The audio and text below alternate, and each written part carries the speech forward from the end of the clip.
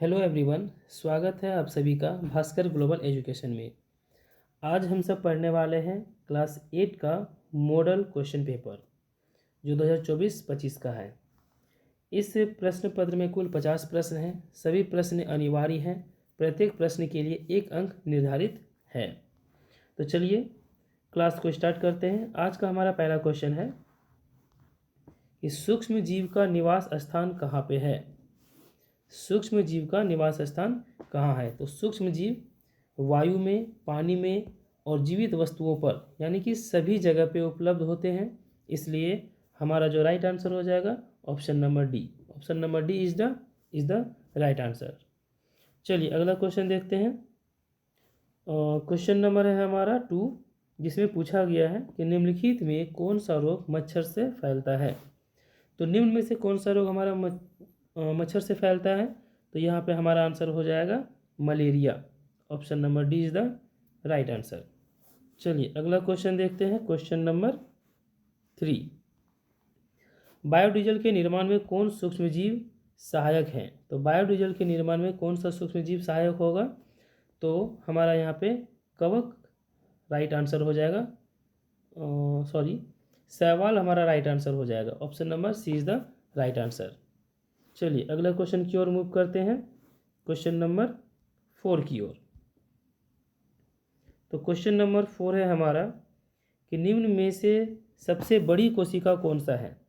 तो निम्न में से सबसे बड़ी कोशिका हमारा यहाँ पे क्या हो जाएगा? शुतुरमुर्ग का अंडा। यदि यहाँ पे बोला जाए कि सबसे छोटी कोशिका हमारा कौन सा होगा, तो सबसे छोटी कोशिका हमारा क्या हो जाएगा? माइकोप्लाज्मा हो जाएगा, सबसे छोटी कोशिका। लेकिन यहाँ पे पूछा गया सबसे बड़ी कोशिका, इसलिए हमारा option number B is the right answer. चलिए अगला क्वेश्चन देखते हैं। Question number 5। क्वेश्चन नंबर 5 में पूछा गया कि कोशिका के किस भाग में गुणसूत्र उपस्थित होता है। तो कोशिका के कौन से भाग में गुणसूत्र उपस्थित होता है? तो यहाँ पे हमारा हो जाएगा केंद्रक में, यानी कि option number A is the right answer. चलिए अगला क्वेश्चन देखते हैं। क्वेश्चन नंबर 6, किस धातु की भौतिक अवस्था द्रव रूप में होती है? ऐसा कौन सा धातु है जो कि हमारा द्रव अवस्था में पाई जाती है? तो ये हो जाएगा पारा। पारा क्या होता है कि इसकी जो भौतिक अवस्था होती है वो द्रव के रूप में होती है। चलिए क्वेश्चन नंबर 7 की ओर मूव करते हैं। क्वेश्चन नंबर 7 में पूछा गया कि एक्सरे करने हेतु किस धातु का उपयोग किया जाता है। जब भी एक्सरे किया जाता है तो इसमें कौन सा धातु का उपयोग किया जाता है? तो हमारा ऑप्शन नंबर डी हो जाएगा राइट आंसर, लेड। लेड का उपयोग करके एक्सरे किया जाता है। नेक्स्ट क्वेश्चन है कि झारखंड के जादूगोड़ा में किस धातु की प्रचुरता विद्यमान है। तो झारखंड के जादूगोड़ा में कौन सा धातु है हमारा अधिक से अधिक? तो वो हो जाएगा हमारा uranium. Option number C is the right answer. चलिए नेक्स्ट क्वेश्चन देखते हैं। Question number 9। क्वेश्चन नंबर 9 में पूछा गया कि धातुओं का वह गुण जिससे उन्हें पीट कर चादर बनाई जा सकती है। तो ये हमारा हो जाएगा आघात वर्धनीयता। आघात वर्धनीयता में क्या होता है कि धातुओं को पीट पीट करके पतली चादर के रूप में बनाया जा सकता है। चलिए अगला question, question number 10। Question number 10 है हमारा कि इनमें से ऊष्मा की सबसे कम चालक धातु कौन सा है। यानी कि निम्न में से सबसे कम ऊष्मा का चालक कौन सी धातु करती है? तो हमारा ऑप्शन है एल्युमिनियम, पारा, चांदी और सोना। तो इनमें से पारा जो है वो ऊष्मा का सबसे कम चालक धातु है। चलिए क्वेश्चन नंबर 11, निम्नलिखित में कौन सा घोल विद्युत का कुचालक है। तो निम्न में से हमारा कौन सा घोल विद्युत का कुचालक हो जाएगा? नींबू का रस, नल का पानी, सिरका या फिर आसुत जल। तो यहाँ पे हमारा आंसर हो जाएगा option number D is the right answer, आसुत जल। आसुत जल का जो घोल होता है वो विद्युत का कुचालक होता है। चलिए अगला क्वेश्चन, क्वेश्चन नंबर 12, किसी धातु पर इच्छित धातु की परत निक्षेपित करने की प्रक्रिया को क्या कहते हैं। तो यहाँ पे हमारा ऑप्शन है विद्युत लेपन, ऑक्सीकरण, जस्तीकरण, विद्युत अपघटन। तो हमारा आंसर क्या हो जाएगा क्वेश्चन नंबर 12 का? ऑप्शन नंबर ए, विद्युत लेपन। विद्युत लेपन से क्या होता है, कि धातु की परत जो है वो बोल सकते हैं कि किसी धातु पर इच्छित धातु की जो परत निक्षेपित करने की प्रक्रिया है वो विद्युत लेपन कहलाएगी। क्वेश्चन नंबर 13 में बोला गया कि निम्नलिखित में से किनमें आंतरिक जनन होता है। निम्न में से किसमें आंतरिक जनन होता है? तो यहाँ पे हमारा हो जाएगा मुर्गी। मुर्गी में क्या होता है? आंतरिक जनन। तो option number D is the right answer. Question number 14 की ओर मूव करते हैं। क्वेश्चन नंबर 14 है हमारा कि हाइड्रा में जनन की विधि है। तो हाइड्रा में जनन की विधि हमारा क्या होता है? मुकुलन। Option number B is the right answer. 15 number, पृथ्वी की सतह से ऊंचाई के बढ़ने के साथ साथ वायुमंडलीय दबाव, तो वायुमंडलीय दबाव क्या होता है? घटता है, बढ़ता है, या फिर दोनों होता है, या फिर इनमें से कोई नहीं। तो यहाँ पे हमारा क्या हो जाएगा कि वायुमंडलीय दबाव क्या होता है? घटता है। पृथ्वी की सतह से जैसे जैसे हम लोग ऊंचाई की ओर बढ़ते हैं तो वायुमंडलीय दबाव क्या होता है? घटता है। इसलिए ऑप्शन नंबर ए हमारा राइट आंसर हो जाएगा। क्वेश्चन नंबर 16, जिसमें बताया गया है कि दाब का मात्रक क्या है। तो दाब का मात्रक हमारा क्या हो जाएगा? दाब का मात्रक ऑप्शन ए है पास्कल, ऑप्शन बी दिया हुआ है हमारा न्यूटन प्रति मीटर, और ऑप्शन सी है हमारा, ऑप्शन सी है दोनों, और ऑप्शन डी है हमारा इनमें से कोई नहीं। तो यहाँ पे हमारा क्या आंसर हो जाएगा? यहाँ पे हमारा आंसर हो जाएगा, यहाँ पे हमारा ऑप्शन क्या हो जाएगा? तो ऑप्शन नंबर सी, दोनों, पास्कल और न्यूटन पर स्क्वायर मीटर, दोनों हमारा यहाँ पे क्या हो जाएगा? आंसर हो जाएगा। चलिए अगला क्वेश्चन देखते हैं। क्वेश्चन नंबर 17, निम्नांकित बलों में कौन सा संप्रेषित बल है। तो निम्न में से कौन सा बल संप्रेषित बल है हमारा? तो ऑप्शन है गुरुत्वीय बल, चुंबकीय बल, स्थूल विद्युत बल, या फिर घर्षण बल। तो यहाँ पे हमारा आंसर हो जाएगा घर्षण बल। Option number D is the right answer. चलिए क्वेश्चन नंबर 18 की ओर मूव करते हैं। निम्नलिखित में कौन सा पदार्थ अदहनशील है। निम्न में से कौन सा पदार्थ हमारा अदहनशील है? तो पत्थर, जो कि मेरा क्या है? अदहनशील है। पत्थर को जलाना क्या होता है?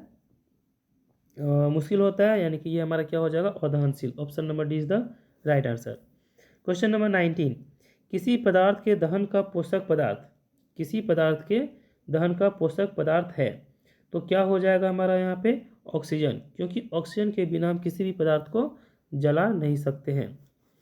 चलिए अगला क्वेश्चन देखते हैं। क्वेश्चन नंबर है हमारा 20, किसी ज्वाला का सबसे अधिक गर्म भाग कौन सा है। तो किसी भी ज्वाला का सबसे अधिक गर्म भाग क्या होता है? सबसे बाहरी भाग। सबसे बाहरी भाग जो होता है वो मेरा क्या होता है? सबसे अधिक गर्म भाग होता है। क्वेश्चन नंबर 21, निम्नलिखित में से कौन दो गुणसूत्र मिलकर नर शिशु के रूप में विकसित होता है। तो यहाँ पे हमारा क्या आंसर हो जाएगा? Option number B is the right answer, X और वाई। एक्स वाई मिलकर के क्या बनाते हैं? तो नर शिशु। हम लोग सभी जानते हैं कि यदि महिला में क्या होता है कि दोनों गुणसूत्र एक्स होते हैं, और पुरुष में क्या होता है कि एक एक्स होता है और एक वाई होता है। यदि यहाँ से तो कन्फर्म है कि हमारा महिला से जो भी गुणसूत्र आएगा वो एक्स ही आएगा, लेकिन यदि पुरुष से एक्स आता है तो ये क्या हो जाएगा? स्त्री शिशु हो जाएगा। और यदि यहाँ से एक्स आ रहा है कहाँ से? तो महिला से, और पुरुष से यदि वाई आ रहा है तो यहाँ से मेरा क्या बन जाएगा? नर शिशु। तो पूछा गया था कि दो गुणसूत्र मिलकर नर शिशु के रूप में विकसित होते हैं, तो हमारा option number B right answer हो जाएगा। चलिए क्वेश्चन नंबर 22, विश्व एड्स दिवस कब मनाया जाता है। तो विश्व एड्स दिवस मनाया जाता है 1 दिसंबर को। 1 दिसंबर हमारा, यानी कि option number C right answer हो जाएगा। चलिए अगला क्वेश्चन देखते हैं। क्वेश्चन नंबर है हमारा 23, स्त्रियों में होने वाले मासिक स्राव की सामान्य अवधि क्या है। तो स्त्रियों में होने वाला जो मासिक स्राव की सामान्य अवधि है वो हमारा हो जाएगा 28 दिन, 28 डेज। तो ऑप्शन नंबर डी हमारा राइट आंसर हो जाएगा। क्वेश्चन नंबर 24, निम्नलिखित दर्पण से बना प्रतिबिंब होता है। तो निम्नलिखित से बना जो प्रतिबिंब होता है वो हमारा हो जाएगा आभासी, यानी कि समतल दर्पण से जो बना प्रतिबिंब होता है वो कैसा होता है, तो वो हमारा आभासी हो जाएगा। Option number A is the right answer. चलिए अगला क्वेश्चन की ओर देखते हैं। क्वेश्चन नंबर 25, वह यंत्र जो दृष्टि रेखा पर नहीं रहने वाले वस्तुओं को भी दिखा सकता है, यानी कि ऐसा यंत्र बताना है जो दृष्टि रेखा पर नहीं रहने के बावजूद भी वस्तुओं को वो दिखा सकता है। ये हमारा हो जाएगा पेरिस्कोप। पेरिस्कोप ऐसा यंत्र है जो दृष्टि रेखा पर नहीं होने के बावजूद भी वस्तुओं को दिखा सकता है। 26 नंबर, आँख में प्रवेश करने वाली प्रकाश किरणों को कौन नियंत्रित करता है, तो आँख में प्रवेश करने वाली प्रकाश की किरणों को पुतली नियंत्रित करता है। तो option number A is the right answer. Question number 27, वर्षा ऋतु में बोई जाने वाली एवं अक्टूबर से दिसंबर तक फसल की कटाई वाली फसलें कहलाती है, तो ये हमारा क्या कहलाता है, खरीफ फसल। वर्षा ऋतु में हम लोग क्या बोते हैं, धान, और धान हमारा क्या होता है, खरीफ फसल होता है, और ये अक्टूबर से दिसंबर तक फसल काट ली जाती है। इसके बाद फिर अक्टूबर या फिर दिसंबर में जो फसल लगाई जाती है वो हमारा क्या हो जाता है, तो वो हमारा हो जाएगा रबी फसल। चलिए क्वेश्चन नंबर 28, स्वपोषी का उदाहरण है, तो स्वपोषी का हमारा क्या उदाहरण है, गाय, बकरी, तिलचट्टा या फिर अमरूद का पौधा। तो स्वपोषी क्या होता है, जो किसी और के ऊपर डिपेंड ना हो करके अपना भोजन स्वयं बनाते हैं, वो क्या कहलाते हैं, स्वपोषी पोषण कहलाते हैं। तो यहाँ पे अमरूद का जो पौधा है वो अपना भोजन क्या करते हैं, स्वयं बनाते हैं, इसलिए यहाँ पे हमारा option number D right answer हो जाएगा। चलिए अगला क्वेश्चन देखते हैं। क्वेश्चन नंबर है हमारा 29, हार्वेस्टर मशीन द्वारा फसल की डैश की जाती है, तो हार्वेस्टर मशीन के द्वारा फसल की क्या कराई जाएगी, जुताई, कटाई, धुलाई या फिर भंडारण। तो यहाँ पे हमारा आंसर क्या हो जाएगा, कटाई, क्योंकि हार्वेस्टर मशीन के द्वारा हम क्या करा सकते हैं, फसल की कटाई कर सकते हैं। चलिए क्वेश्चन नंबर 30 की ओर बढ़ते हैं। बड़े शहरों में रात्रि में चांद, तारे, ग्रह, उपग्रह क्यों नहीं दिखाई देता है, तो बड़े शहरों में रात्रि के समय में चांद, तारा या ग्रह या फिर उपग्रह की बात करें तो कोई भी दिखाई नहीं देता है। इसका मुख्य कारण क्या है, तो धुएं से भरे आसमान में कहीं वो खो जाता है, क्योंकि बड़े बड़े शहरों में क्या होता है कि बहुत बड़ी बड़ी फैक्ट्रियाँ वगैरह होती है, जिससे धुएं वगैरह निकलते हैं, वाहन से भी धुआं प्रदूषण वगैरह निकलता है, जिस वजह से आसमान में पूरा धुआं भर जाता है, जिस कारण से वो कहीं खो जाते हैं और दिखाई नहीं देते हैं। चलिए नेक्स्ट क्वेश्चन 31, सबसे दूर का ग्रह कौन सा है, तो नेपच्यून, शुक्र या शनि या फिर इनमें से कोई नहीं। यदि हम बात करें सबसे दूर की ग्रह तो हमारा क्या हो जाएगा, नेपच्यून। सबसे दूर का ग्रह क्या हो गया, नेपच्यून। शुक्र हमारा क्या है, पृथ्वी का जुड़वा बहन भी बोला जाता है। सबसे गर्म ग्रह मेरा क्या है, तो शुक्र हो जाएगा। चलिए अगला क्वेश्चन देखते हैं। क्वेश्चन नंबर 32, खगोलीय पिंडों की दूरी को किस इकाई में मापा जाता है, तो खगोलीय पिंडों की दूरी को हम लोग मापते हैं किससे, तो प्रकाश वर्ष से, यानी option number A is the right answer. Question number 33, किस घर्षण की अपेक्षा सर्पी घर्षण कम होता है, स्थिति घर्षण, लोटनी घर्षण, दोनों या फिर दोनों में से कोई भी नहीं। तो यहाँ पे हमारा आंसर क्या हो जाएगा, स्थिति घर्षण। स्थिति घर्षण की अपेक्षा सर्पी घर्षण क्या होता है, कम होता है, इसलिए option A is the right answer. चलिए आगे बढ़ते हैं। क्वेश्चन नंबर 34, क्वेश्चन नंबर 34 में बोला गया है कि तरल में गति करने वाली वस्तु को उचित आकार देकर घर्षण बल डैश किया जा सकता है। तो घर्षण बल को क्या किया जा सकता है, तो घर्षण बल को कम किया जा सकता है, इसलिए ऑप्शन नंबर बी हमारा क्या हो जाएगा, राइट आंसर हो जाएगा। चलिए आगे की ओर मूव करते हैं। नेक्स्ट क्वेश्चन है हमारा क्वेश्चन नंबर 35, किस आकृति की वस्तु पर तरल घर्षण कम हो जाता है, आयताकार, वर्गाकार, वृत्ताकार या नौकाकार। तो बोला गया कि कौन सी आकृति है जिसपे वस्तु का तरल घर्षण क्या हो जाएगा, कम हो जाएगा। तो यहाँ पे हमारा क्या हो जाएगा, नौकाकार। Option number C is the right answer. चलिए नेक्स्ट क्वेश्चन देखते हैं। क्वेश्चन नंबर 36, प्रथम पूर्ण रूप से संश्लेषित रेशा किसे कहा जाता है? प्रथम पूर्ण रूप से संश्लेषित रेशा किसे कहा जाता है? तो ये हमारा हो जाएगा नायलॉन। नायलॉन क्या है? हमारा संश्लेषित रेशा है। चलिए नेक्स्ट 37, निम्न में से किस धागे की मजबूती सबसे अधिक होती है? कपास, ऊन, नायलॉन या फिर रेशम? इनमें से कौन सा ऐसा धागा है जिसकी मजबूती क्या होती है सबसे अधिक? तो यहाँ पे हमारा ऑप्शन नंबर सी क्या हो जाएगा? राइट आंसर हो जाएगा, यानी कि नायलॉन। नायलॉन के धागे की जो मजबूती होती है वो इनमें से सबसे अधिक होती है। क्वेश्चन नंबर 38, दमकल कर्मचारियों के कपड़े पर किसकी परत चढ़ी होती है? तो क्या चढ़ी हुई होती है? Melamine. Option number A is the right answer. Question number 39, ध्वनि की प्रबलता किस कारक पर निर्भर करती है? तो ध्वनि की जो प्रबलता है वो उसके आयाम पे निर्भर करती है, इसलिए ऑप्शन ए हमारा राइट आंसर हो जाएगा। क्वेश्चन नंबर 40, ध्वनि की प्रबलता घटाने के लिए हमें ध्वनि के कंपनों की आवृत्ति घटानी होगी, का आयाम बढ़ाना होगा, की आवृत्ति बढ़ानी होगी, या ऑप्शन डी का आयाम घटाना होगा? तो यहाँ पे हमारा आंसर क्या हो जाएगा? तो ऑप्शन नंबर डी हो जाएगा। ध्वनि की प्रबलता घटाने के लिए हमें ध्वनि के कंपनों का आयाम घटाना होगा। Option D is the right answer.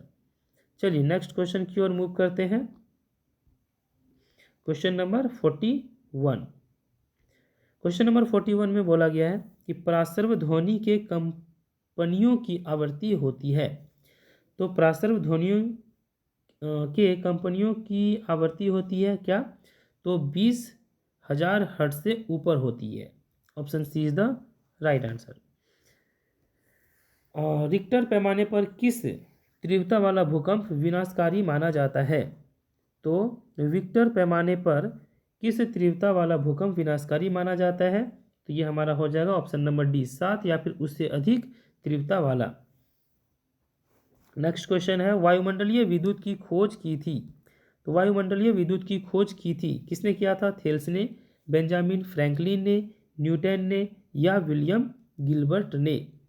तो यहाँ पे हमारा ऑप्शन नंबर बी क्या हो जाएगा? Right answer. बेंजामिन फ्रैंकलिन ने वायुमंडलीय विद्युत की खोज किया था।